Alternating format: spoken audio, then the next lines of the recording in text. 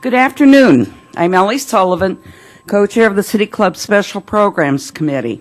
Our program today is Victimization and Addiction, Lessons Learned on Cleveland's Imperial Avenue. Our program today features three eminent local women who have committed their professional lives to the healings of a segment of our community's women who in ignorance of possible outcomes or as unintended targets have on occasion fallen into lives touched by unhealthy behaviors, sometimes through no fault of their own. Today's presenters are Mary Jane Chichester. She's on the far end of the group. Before moving to Cleveland from West Virginia, held an assortment of managerial positions in the social service and economic development sectors. Since responding to the Women's Center's call for a new executive director 16 years ago, she has served the Cleveland community with distinction as a fighter for the recovery and dignity of our greater Cleveland women as they struggle to overcome the dominance of drugs and alcohol in their lives. The Women's Center of Greater Cleveland is an agency that exclusively serves women in service of drug and alcohol addiction. Mary Jane is a graduate of West Virginia University with a master's degree in social work. She and her husband and Stephen make their home in Elyria. Megan, on the near end here, Megan O'Brien, like MJ, has toiled in the social service vineyards for 2 decades, and in so doing has built a reputation as a fierce fighter and advocate for women damaged by physical and sexual assault. In December 2009, Ms. O'Brien served as a member of a 3-person special commission appointed by Cleveland Mayor Frank Jackson to examine Cleveland police policies and procedures related to missing persons and sex crimes. She continues to serve on the subsequent oversight committee. Due to her leadership in the field, Megan has been recognized by Crane's Cleveland Business as one of Greater Cleveland's 40 under 40 honorees. She holds a master's degree from the CWRU Mandel School, the CWRU Mandel School Center for Nonprofit Management. She and her 2 young children make their home in Cleveland's Edgewater-Cadell neighborhood. Yvonne Pointer is seated in the middle, is a nationally known Cleveland anti-violence activist, author, philanthropist, and inductee into the Ohio Women's Hall of Fame. Following the 1984 rape and murder of her 14-year-old daughter, Gloria, she established the city's Midnight Baseball program as a way of occupying restless Cleveland teens in their unfilled evening hours. Mayor Michael White labeled her the mother of midnight basketball. She is also founder of Positive Plus, a valuable support group for women who have lost children through violence. This extremely active woman is a unique gift to our community for the support she has given to so many who have been hurt or damaged in any way over the years in our city. And last but not least, we are very honored today to have as a panel moderator Mr. Philip Morris, urban columnist of the Plain Dealer. Mr. Morris is a native Ohioan with a journalism degree from Ohio Wesleyan University. He was recently awarded a Knight Wallace full scholarship to the University of Michigan. He was also a finalist candidate this year and last for a Pulitzer Prize in Journalism. I am pleased to call Mr. Philip Morris to the City Club podium.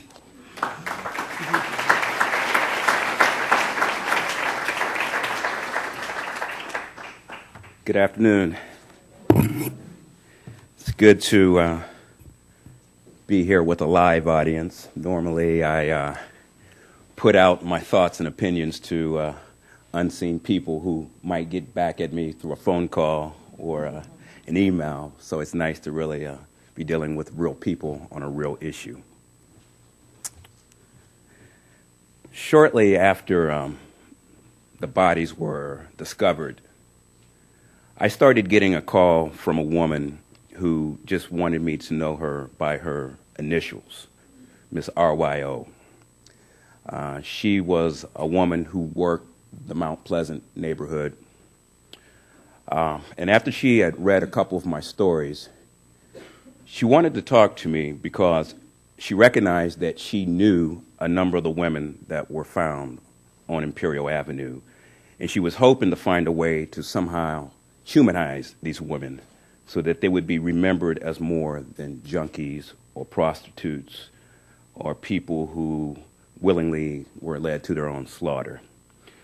Invariably, each time we talked, she would burst into tears before the end of the conversation because she knew that she was one of those women. Even though she didn't personally know Anthony Sowell, she said that she had encountered men like him, men who were capable of doing the sorts of things that he did. I asked her at one point, why didn't she ever go to the authorities?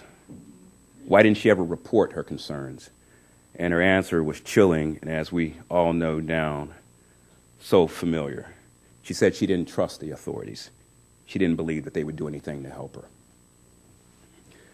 Obviously, much has changed for the better in the last couple of years. In the aftermath of Imperial Avenue, we as a community have reacted with the focused urgency and sense of purpose that a mass serial killing requires. We have thoroughly examined our safety forces and the policing protocols that have traditionally been extended to women in physical and violent distress. We have implemented new procedures for identifying risk and abuse. We have adopted a number of best practices in policing for reacting to missing persons, abuse allegations, and sexual assaults, even on the part of non-cooperating victims.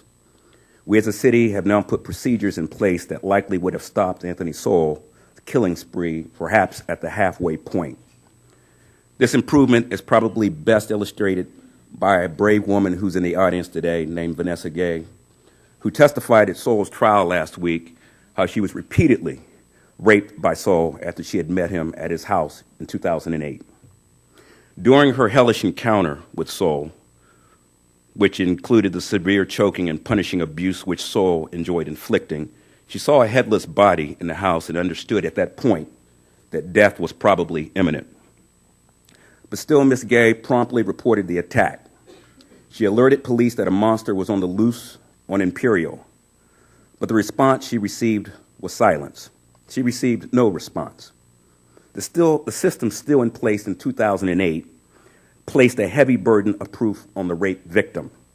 The system still refused to believe or care that Anthony Sowell existed and was killing on Imperial Avenue. That is no longer the case, at least not on paper. The city of Cleveland has made significant improvements in the way it responds to sex crime allegations. It has created a better environment and responding protocol to women who say they have been assaulted. It has created a more rapid response protocol to women who have been attacked and made it easier for the victim and or the victim's families to reach detectives who specialize in investigating sex crimes. The system in place now would have saved some of the lives of the women killed in the Mount Pleasant neighborhood, perhaps as many as 5. So it's fair to say we have done a fairly good job of reacting to the slaughter. We have become more proactive, but that is not enough. The question and challenge that remains is how do we continue to improve the conditions of our most vulnerable and marginal women going forward? How do we help our most vulnerable help themselves from ending up in shallow backyard graves or suffering the violent abuse of the depraved? Given that a modicum of personal responsibility requires that a woman not walk to her own slaughter, easily enticed with cheap liquor and cheap drugs, how do we as a community better work to identify and reach those women who have lost the ability to protect themselves? How do we better create the conditions where our women are not so easily led to their own slaughter and desecration without any sense of discernment or awareness? How do we help these women become their own first responders in a world that teems with those who would violate them? Those conversations, of course, must continue well beyond the walls of this comfortable room that facilitates the theories of those usually far removed from the reality being discussed today. This conversation must continue in the community and in the streets, and must provide much more than a passing nod to the role that socioeconomics, community disinvestment, family deterioration, and race plays in the victimization of the most vulnerable. The memories of the 11 women killed on Imperial Avenue demands that this community remain eternally vigilant to our responsibility to police the predators and to extend a better net of protection and safety to those who have lost their way. Now, we'll go ahead and start some Q&A with the panel that's been assembled today, and I think we'll start with Megan O'Brien. Megan, we know that the reporting rate for sexual assaults is extremely dismal. Fewer than 40% of those who suffer such sexual assaults bother reporting them to police. Why is this, and how can we change it? Well, I think, that's something that we struggle with every single day at the Rape Crisis Center. And when we're looking at this, we're talking about this tragedy, I think what really we're very reflective on at the center is that, sexual assault and rape is happening every day at a really high rate. And Philip, you said that 40% approximately are reported to law enforcement. We think it's much lower than that.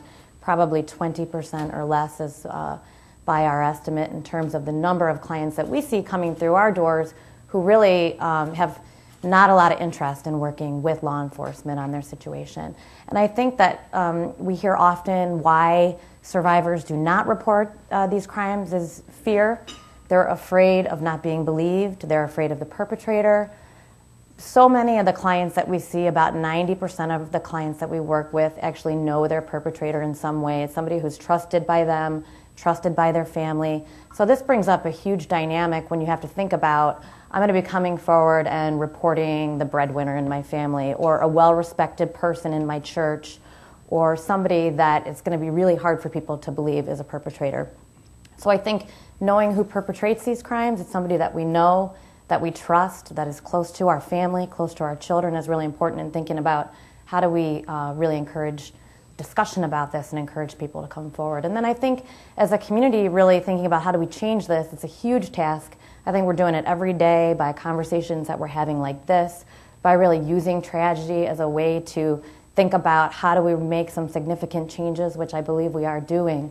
But it's really how do you create a climate and an environment that support survivors, primarily of sexual assault, that come forward. And what we know is that 95% of these crimes are committed against girls and women. So what we need to do is really create a society that is equal for both genders and that supports girls and women primarily in coming forward. And Megan, you worked on Mayor Frank Jackson's task force that came up with 18 recommendations, I believe, to address just these sorts of issues. Mm-hmm. But take the example of the woman I mentioned in the opening statement, Ms. RYO, who had made a decision that she wouldn't even bother working with the system because she didn't trust the system. Mm-hmm. How do we get to those people on the street to make them understand that help really is available and that if they're willing to extend some trust, maybe help is there for them? Yeah, I think that this whole community, that is one question that is being taken very, very seriously. Is really how do we reach, like you said, the most vulnerable women, the women who really are, we've seen in this situation, difficult to connect with in terms of social service programs. And I know that I know the Adams Board is working on programs, the Women's Center, I know the Rape Crisis Center, we're doing an outreach effort that is really targeted in a different way toward hopefully reaching the women who most need our help.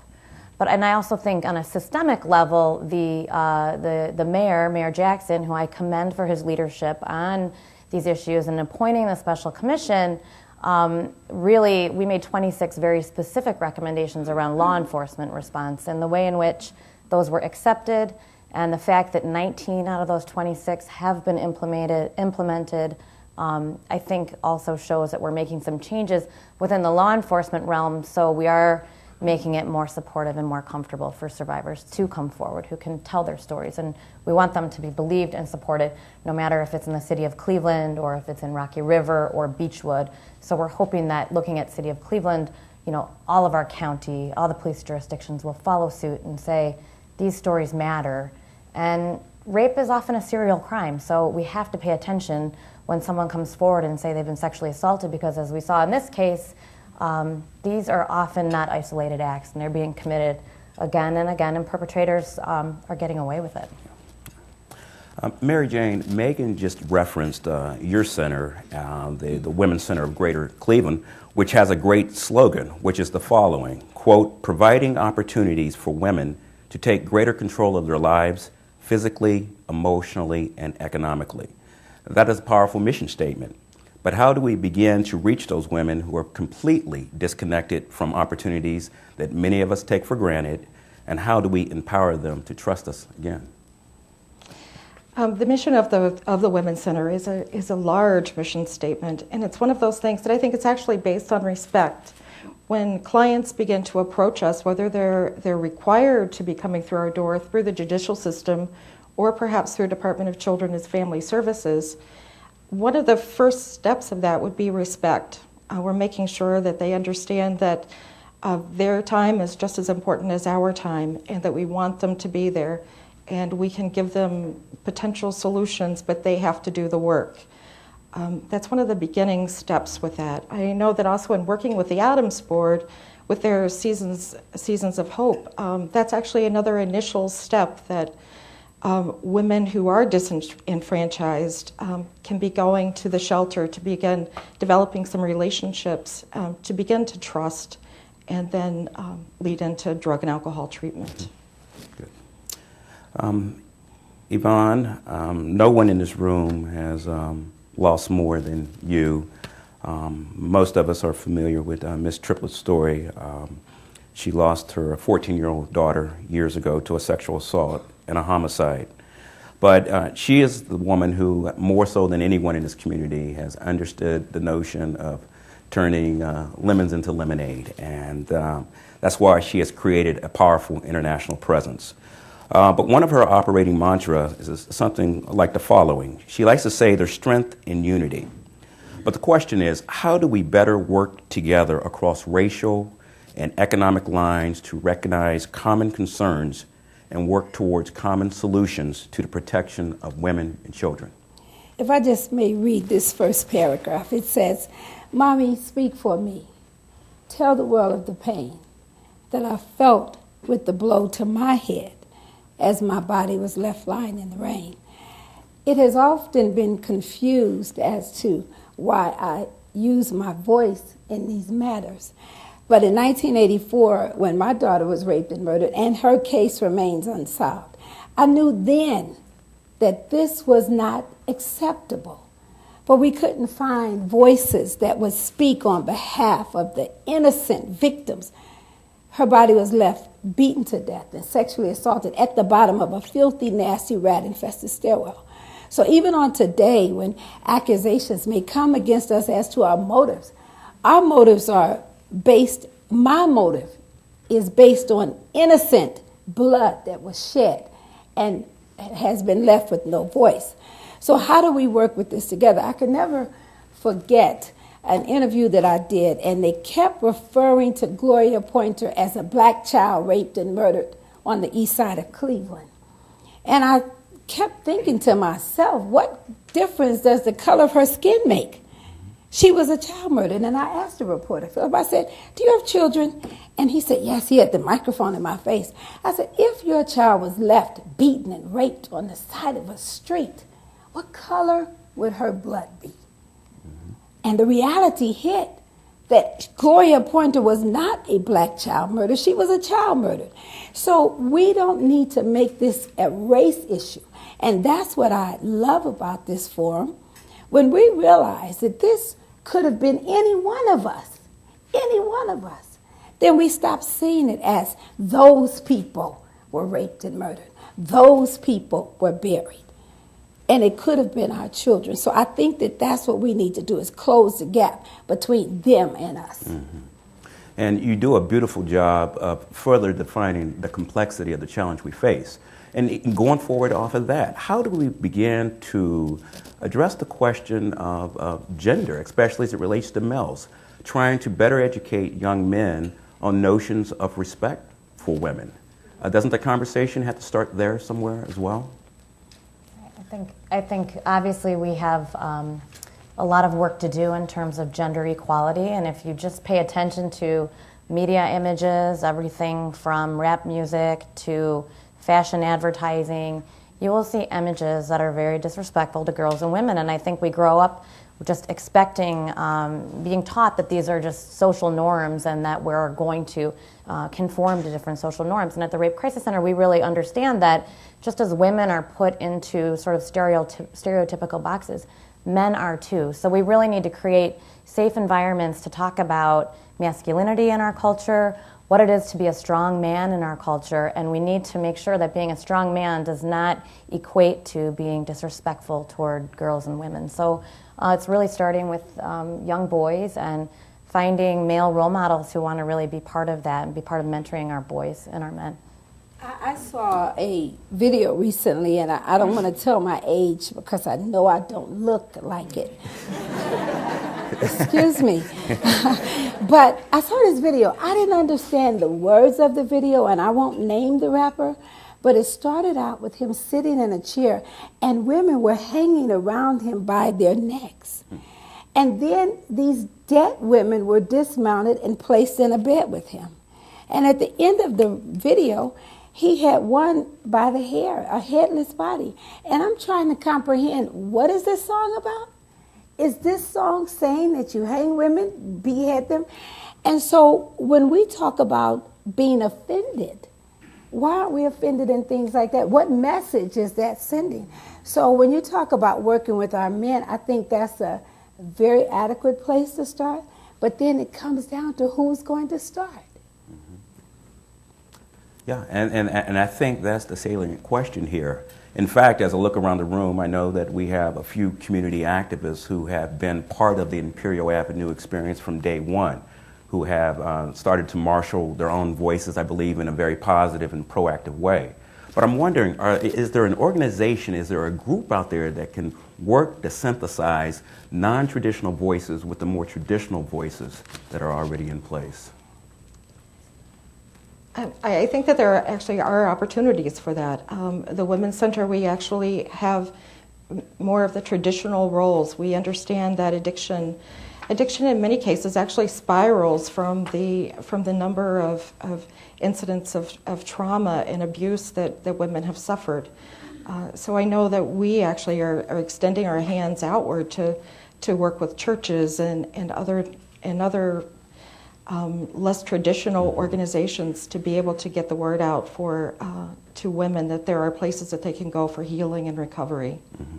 And I also want to say it comes down to individuality as well, because I spent many years looking for someone to do it. I did. I needed someone famous. I needed someone more eloquent to come and save us, to rescue us, and only concluded that the cavalry is not coming. We are the cavalry. It is our responsibility to protect the children, to protect the women. We keep waiting on organizations, but why don't we start with our own neighborhoods, on our own streets? If we see something that doesn't look right and smell right, it's probably something wrong with it. So I remember writing a letter to Mr. T, the 18th, that dates me. I wanted Mr. T to come to Cleveland and pity the fool that killed. I did. If Mr. T came, they would listen. And I wrote this letter appealing to Mr. T to come to Cleveland because children were being raped and murdered. And Mr. T sent me an autographed picture. I don't want your picture, I want you. So when you talk about, are there any organizations, you just may individually be the organization. If it's up to be, if it is to be, it's up to me. And I think that's the mindset that we have to have. And I believe that is leadership defined in a very creative way, that it starts with the individual. Now, I wonder, though, as we look around the community at perhaps, again, non-conventional resources. You mentioned the rap video with all of its misogynistic visions. I'm wondering, is there a way that we can begin to bring in young men, perhaps, that are involved with athletics, involved with, I don't know, policing? I'm just wondering, what is it that we haven't tried yet that might work if we as a community tried something really different? I mean, anything come to mind? I mean, I think it is about really, like Yvonne said, I think we do all have a responsibility, but it is trying to find really who can be role models, and on an individual level, that are other men who can work with boys who might not have those male role models in their families. So, I think that it's a combination of both individuals, but also looking to people who are respected role models. Athletes, certainly, we have a sort of a problem with the culture of athletes that we see again and again. We've got problems of sexual assault going on. So really, I think that, I don't think we're there yet, really. I think this has given us a platform and an opportunity and really connected us as a community in a way that we haven't been in the past, but it's how do we build on it from here, and I don't know. First of all, I do want to credit, again, as you said earlier about the mayor and the phenomenal job that he's trying to do and doing. But the mayor is only one individual. But when you just take a look inside of our prisons and you're looking for the men, I can tell you where they are. They're institutionalized. So, and then you have some basketball players and rap stars that'll tell you, even when they accept their awards, they thank God for this award, but they then say, don't do as I do, because I'm not living right. So I think the community as a whole needs to rise up and say, until that individual arrives. I mean, I was introduced as starting midnight basketball. Well, the truth of the matter is, I don't even understand the game of basketball. No, for real. I don't know a jump shot from a free throw. I don't know. So how is it that you ran a program and you don't understand basketball? Well, to me, it wasn't about basketball. It was about getting the people off the street. So you don't even have to be the most qualified to do it. Just do it. They'll figure out after a while you don't know what you're doing. But by then you will have done it. Do you see? One more. It'll be hard to address this briefly, but Yvonne, you touched on this when you mentioned the race question that the interviewer kept asking you at the time of your daughter's death. I'm wondering, can we continue to have a constructive conversation that's solution-oriented without placing a heavy emphasis on the role that race continues to play in the issue that we're discussing here? Maybe I should skip, because I watched a certain trial recently that was a national outcry over a little girl. And my heart goes out to that baby. But I thought about how many of our children are buried. Excuse me. Where's the national outcry? With Gloria's case, it shouldn't take me 25 years to convince anybody that a child was murdered. What difference does it make if she was black? But where's the national outcry? So I don't know what it's going to take to answer that question, but I do know that as long as I have a voice, I'm going to continue to connect with those that can try to help drive that point home. I think, too, just to think about, we're all impacted in some way, most likely by sexual assault, whether you know it or not. When you look at the statistics, 1 in 6 women will be a victim of an attempted rape or a completed rape in her lifetime. And then really high incidence of addiction and substance abuse. There's not a single family really who's not impacted by one or both of those issues. So really thinking about our own experience and how it really does transcend humanity, really. And so how do we connect ourselves with others who are experiencing the same things? And often sort of the outcome is going to depend on our resources and our level of privilege. And so I think we all have these experiences, and we need to be able to really relate to one another and really care about where this is happening. Today at the City Club of Cleveland, we are listening to a special program featuring a panel discussion with Mary Jane Chichester, Megan O'Brien, and Yvonne Pointer, and moderator Philip Morris. We will return momentarily for our traditional City Club questions. We encourage you to formulate questions for our speakers now and remind you that your questions should be brief and to the point. We welcome all of you here, especially those who are guests. We hope you will join the City Club and become active in our ongoing civic dialogue. Friday, July 29th, the City Club welcomes Jim Clifton, Chairman and CEO of the Gallup Incorporated. Friday, August 5th, the City Club will host Dr. Gordon Gee, President of the Ohio State University. If you wish to make reservations or order a CD or DVD of today's program, please call 1-888-223-6783 or 216-621-0082. We are pleased to welcome guests at tables hosted today by the Cleveland Rape Crisis Center and the Women's Center of Greater Cleveland. Thank you for your support. Now we would like to return to our speakers for our traditional City Club question and answer period. We welcome questions from everyone, including guests. Holding the microphones today are Michael Kallstrom, co-chair of the Special Programs Committee, and Patty Quinones, who is a member of the committee as well. Now, our first question, please. First of all, I'd like to thank City Club for having this very important program.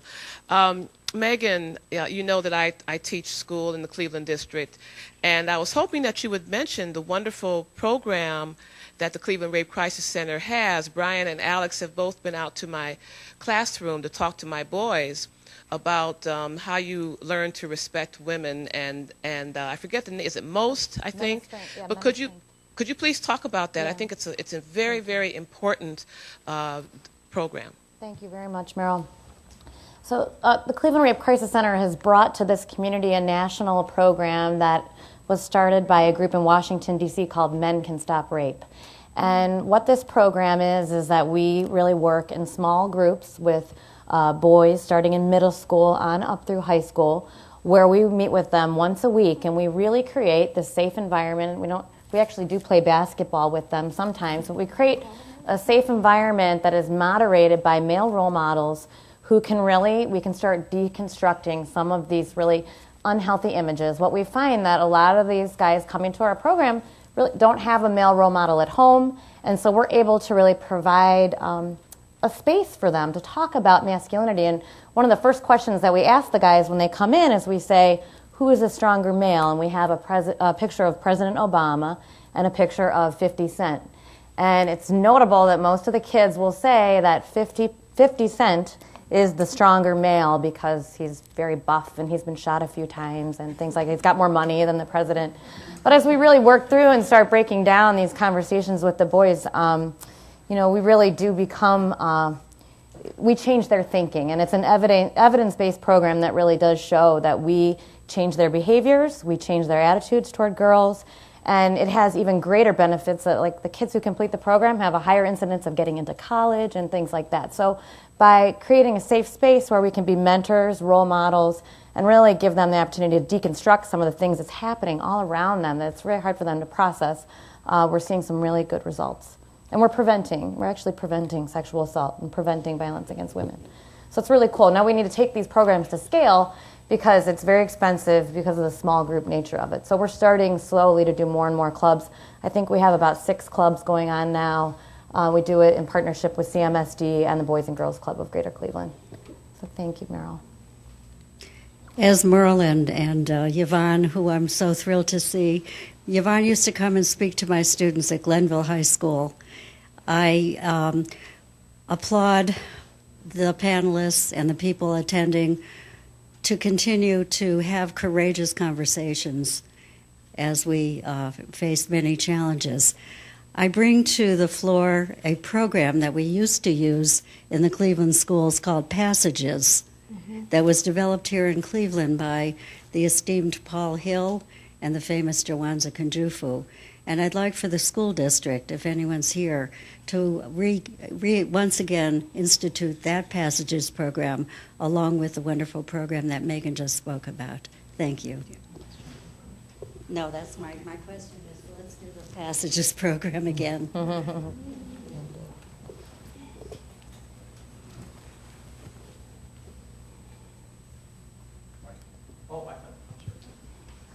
Hi, thank you for this program today.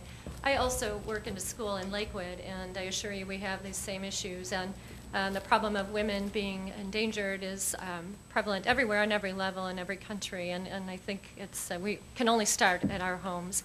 But we can see early on with our girls how they are in dangerous situations, and it really. It's just very frightening, because I think of a couple of kids who I foresee just reading about someday. And we too have had Alex and Brian, and are really grateful because it opened up a lot of eyes, I think. But anyway, to get to the point, you talked about connections and resources as well, and I just wonder if, everybody is strapped by their resources and time. If there's a way to, to kind of come together and just have at least lists and names and working together. And I know about rape crisis and domestic violence and abuse. There are services on end with our kids. But it would be nice if we kind of all were connected and out into the burbs too a little bit. Thank you. Yeah, Yvonne? I was going to say that would be. Just about the creative alliances that we need. Mm-hmm. Certainly with the budget cuts, that has actually required us to be very creative. In addition, as a result of the Imperial Avenue, it really has heightened our senses to make sure that we're reaching out in non-traditional ways. Recognizing that more than 90% of women that have been traumatized at some point in their life may develop an addiction. And so as we're dealing with that, we actually are looking at other ways to be able to deal with that. And with limited budget cuts, we actually had a program with the Rape Crisis Center until the end of the year, in which the Rape Crisis Center was coming to the Women's Center to provide one-on-one therapy. And so we actually are beginning to carry that on at this point. We also work with Domestic Violence Center, that they're actually coming into the Women's Center 3 times per week to speak to the various groups. And so it is really important to begin looking at those resources and to collaborate in those ways that we can to be able to reach as many people as we can.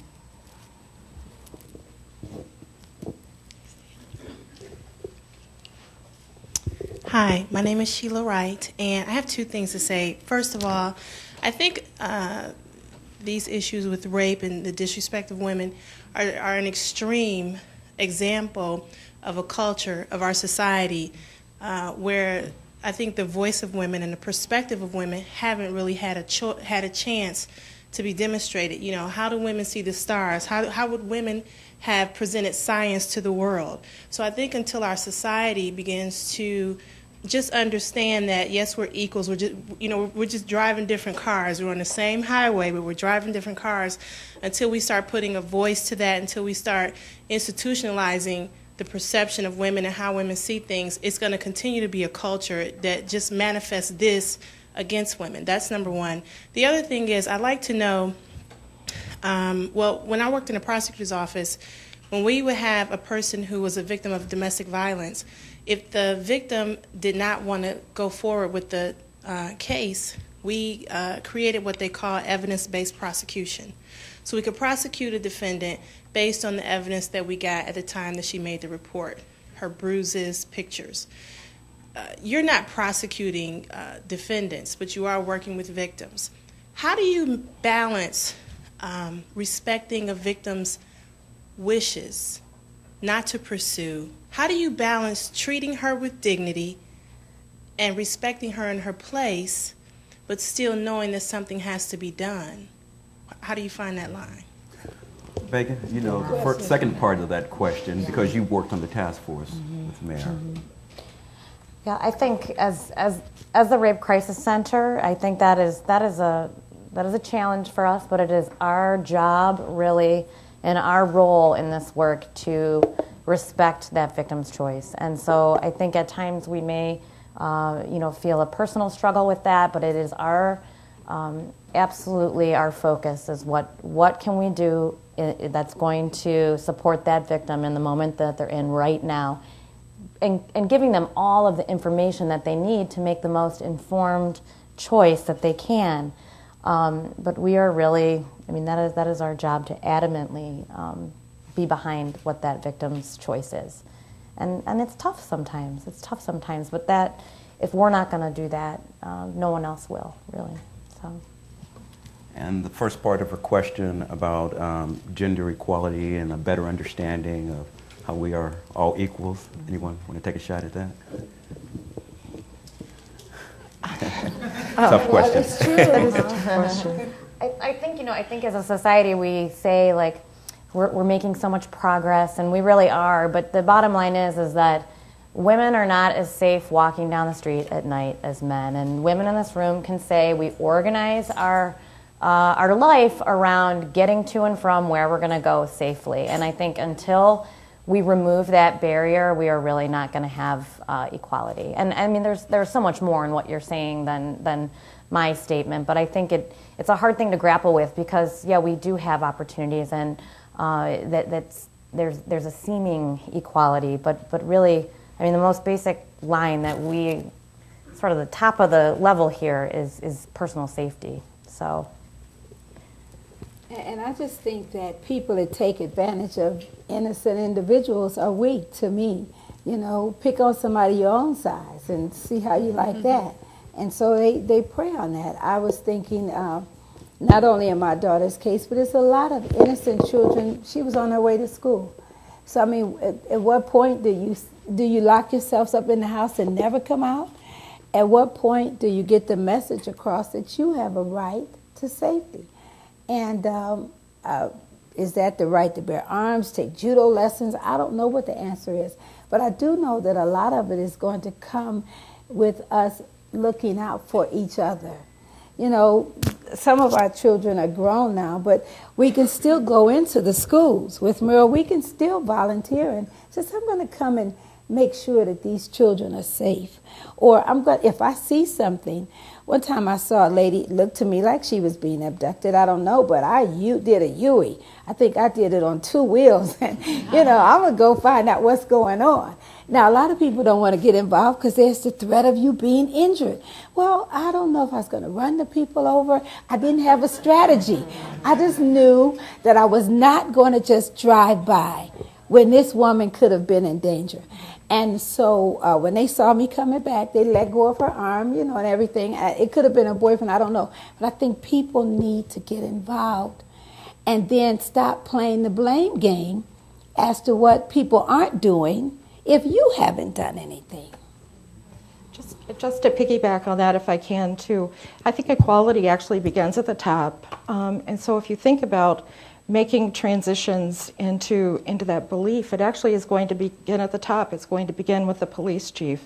I was actually struck when I was thinking about that question that actually several weeks ago, one of our case students, interns, had her car stolen right out of our parking lot.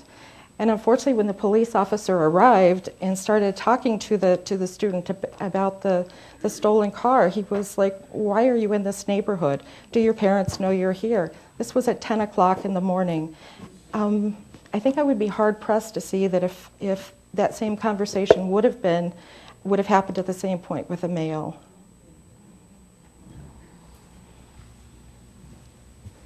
Hi, my name is Meredith Watkins, and I represent our community network at AT&T. And you talked about the women not having a voice, and I want to tie it into Sheila, I think it was Sheila's question. The 18 out of the 26 recommendations, and trusting authorities. How is it, or is there a plan in place to make sure that the women and children know that these recommendations are in place, and so they can start trusting authority when these things happen to women? Yeah, I think there were several recommendations that focused on the relationship between law enforcement and the community. And one of the recommendations is really doing some type of public awareness campaign on behalf of the police that really reaches out to the community, that lets them know that these changes are in place. I don't know if it'll be that specific, but really that we're here to support you, we're here to believe you. So that was a recommendation. And I would like to say too, I think the media has a role in that. I think that we've seen some very good reporting on these issues. Then we've seen some very scary and sensational reporting on these issues. So, we always kind of look to the media as a help in reaching out to the whole community. So hopefully there will be this big awareness campaign. I know also one of the recommendations was to really work with social service organizations like ours and the Women's Center to really communicate on down to clients coming in the door about how to work with police, what to expect, what changes have been made.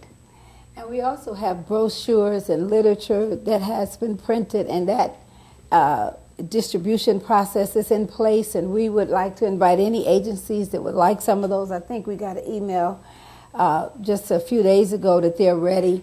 We're going to do safety fairs and community fairs to try to get this printed information into the hands of the community.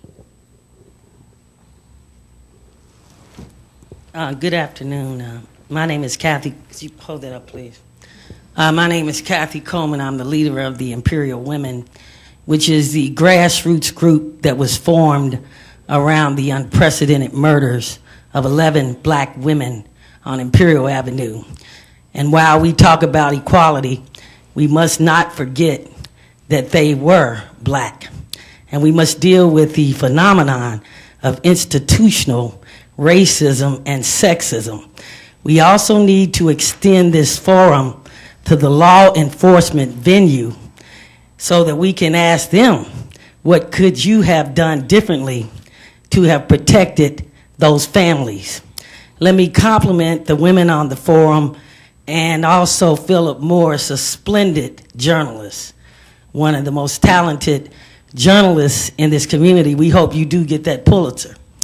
I want to say to Megan, because she has such a sophisticated approach and understanding that it is not equal. We have not reached the level of equality yet. And while the mayor has done a lot, these recommendations are great. We seek changes in public policy, statutory changes. We also urge the mayor to diversify his top-level law enforcement leadership team, because you have to have diversity at all levels of the continuum to send a message to the community that women and blacks count. So my question to Megan is, do you think that the remaining recommendations will be implemented? And with respect to the detectives and the other individuals responsible for handling these rape complaints, and let me also compliment Ms. Chichester and Yvonne Pointer. She is our hero, particularly in the black community. And this is a tragedy for the black community. Do you think those other recommendations will be implemented? And what else do you think the administration and the police can do to make sure that women, black women in particular, are safe in Cleveland and elsewhere in Cuyahoga County? Thank you. I do see the other recommendations underway. There's 19 complete with the others that are in progress. Some of them really do rely on external organizations and bringing them in to really take a look at some of the programs and some of the policies to see if they're working, which I think is very important to have outside feedback in terms of what's changed and what's going on. I do feel that when this case happened at the Rape Crisis Center, we really were very concerned about the race, class, addiction, and really what these women experienced, and were they paid attention to because of their circumstance. And I do think, though, that as a result of this and the stories that have been told, I think that this community and our police have displayed a significant amount of empathy toward these victims and toward their voices and their stories. And I feel that in moving forward, I don't think that we're going to have the same level of complacency. I really don't. And I feel hopeful and I feel positive about what can occur from here. We've got a lot of policy changes. How that trickles down to a large bureaucracy, I think, really remains to be seen, and it's going to take a fair amount of time to really see what's changed at that level. But really, Kathy, I feel that that there's a commitment and a passion to not see anything like this occur again. And I'm not just talking about on the scale of this, but to individuals. And I know for a fact, Kathy, we applaud the work that you do and everybody out there, but we've sat at the table with the mayor, with the chief of police, and felt their sincere passion about what happened and about their desire to improve conditions for all women. It's not just talk. I really, really believe they are concerned about that. Good afternoon. My name's Ronnie Dunn. I'm a professor of urban studies at Cleveland State University. And the last two questions actually addressed some of what my question was.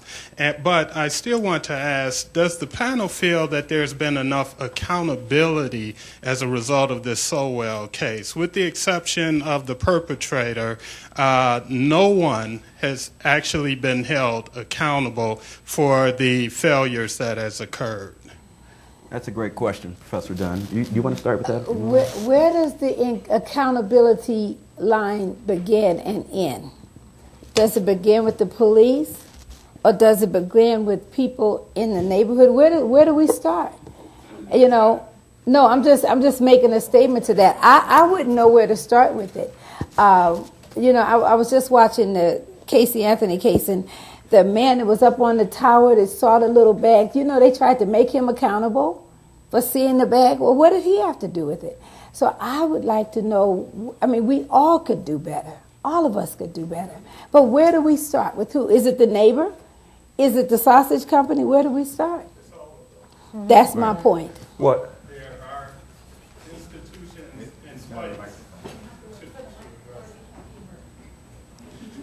My response is all of that. There's culpability all the way around, but there are also public institutions in place to address some of these things that occurred, and there were failures. So my question once again, is there enough accountability? Are people being held accountable? I understand and I commend the mayor and the police department on the actions they've taken with the commission, and I commend everyone that has worked in those efforts.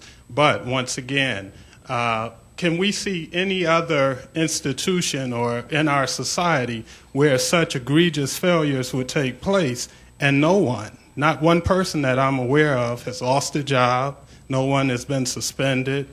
Nothing. I think that's a wonderful question, and it's a question that the City Club might want to consider bringing up or taking up at another forum, because in addition to what you've outlined, we haven't really discussed the whole notion of personal responsibility. At what point does the victim herself bear some culpability? It was Anthony Sowell himself who told an escaped victim that she was just a crack vulgarity and that no one was going to believe her anyway. And it turns out, unfortunately, he was right to an extent for a while. So, that question about who shares in blame, I think it is a great question for this community to continue to have a conversation around. Hi, my name is Carol Malone, and I'm a resident of the Central neighborhood. And in the Central neighborhood, we have a number of housing developments, and it suffers from extreme poverty, unemployment, teen pregnancy, gang activity, just a number of things.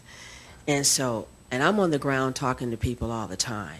And I'm believe in old-fashioned outreach, going through the neighborhood, walking to people's homes.